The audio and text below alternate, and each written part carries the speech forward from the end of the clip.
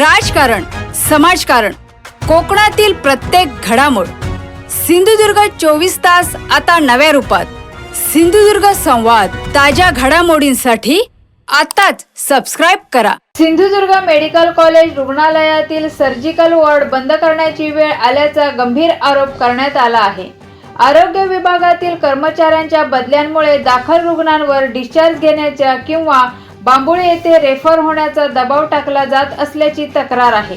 वैद्यकीय शिक्षण विभाग अजून किती काळ सार्वजनिक आरोग्य विभागाच्या कर्मचाऱ्यांवर अवलंबून राहणार, असा सवाल उपस्थित केला जात आहे. 7 दिवसापूर्वी ऑपरेशन केलं गेल्या शनिवारी.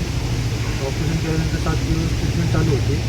नंतर 7 दिवसानंतर आता काल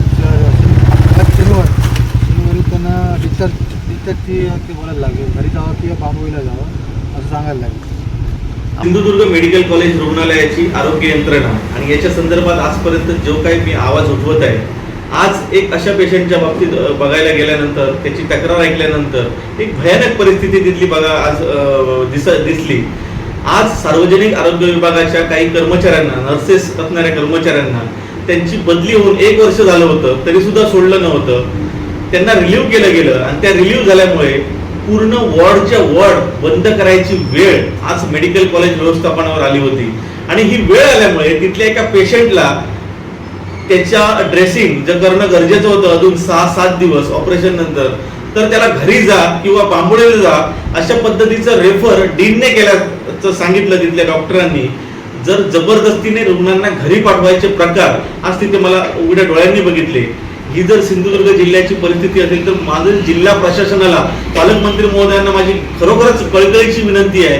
अमावास्या पौर्णिमेला सिंधुदुर्ग मेडिकल कॉलेजकडनं जे काय आरोग्य शिबिरं घेतली जात आहेत आणि निव्वळ डोळ्यात धूळ फेकण्यासाठी मेडिकल कॉलेजमध्ये जे काही प्रकार चालले आहेत याच्यावरून लक्ष डायव्हर्ट करण्यासाठी, तिथला भ्रष्टाचार असेल, तिथली भोंगळ कारभार असेल आणि आरोग्य यंत्रणा झालेली असेल ढिसाळ, ती निव्वळ झाकण्यासाठी अशा पद्धतीची आरोग्य शिबिरातून आम्ही काहीतरी करतोय असं दाखवण्याचा प्रयत्न त्या डीनकडून होतोय.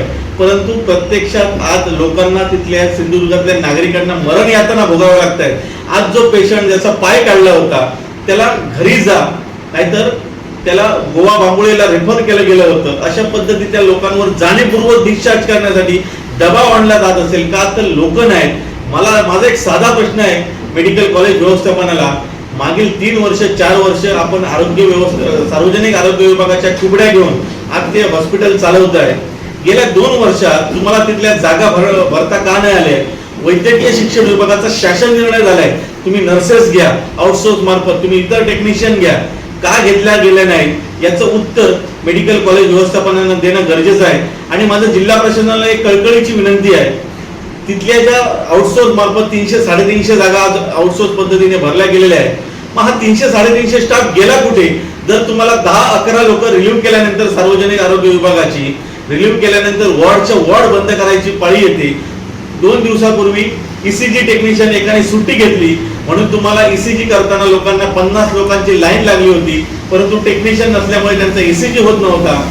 ही जर वेळ मेडिकल कॉलेजवर वेळ येणार असेल तर कुठल्या पद्धतीची आपली आरोग्य यंत्रणा आणि कुठली आरोग्य यंत्रणा आपण सक्षम झाली असे आम्ही लोकांना सांगतोय. माझी कळकळीची विनंती आहे जिल्हा प्रशासनाला आणि पालकमंत्र्यांना, तिथला चेहरा बदलण्याची गरज आहे. सिंधुदुर्ग 24 तास आता नव्या रूपात. सिंधुदुर्ग संवाद, ताज्या घडामोडींसाठी आताच सबस्क्राइब करा.